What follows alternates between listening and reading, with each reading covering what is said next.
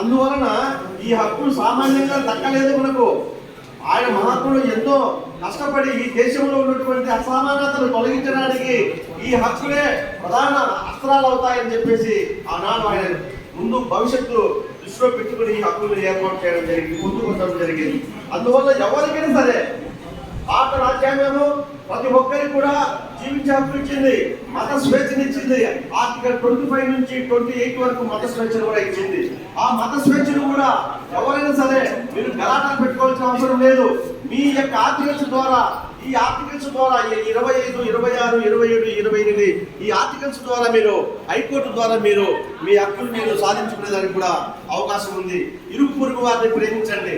మీరు మీ హక్కులకు ఉల్లంఘన జరిగిందని చెప్పేసి శాంతి భద్రతలకు విఘాతం కలిగించకుండా మీరు సున్నితంగా మీరు చట్ట ప్రకారంగా కోర్టు ద్వారానే మీ హక్కులు మీరు సాధించుకునేదానికి అవకాశం ఉంది.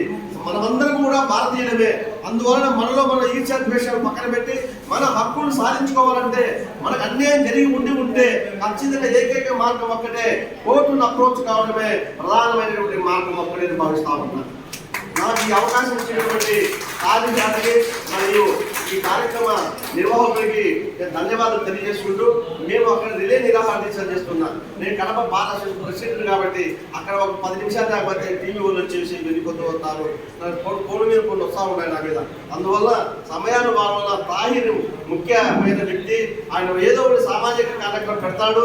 ఆయన 10 మందికి పనికొచ్చే పని పెడతాడు కాబట్టి మాలాంటి వాళ్ళకి ఆయన అండగా ఉండాలనే ఉద్దేశం చేత హక్కులకు పెట్టాం సార్ అంటే నేను ఇప్పుడు రావడం జరిగింది. ఇప్పుడు జేఎంజే కాలేజ్ దగ్గర కూడా ఒక స్పీచ్ ఇవ్వడం కూడా జరిగింది, స్టెప్ ఆఫీసర్ పెడితే.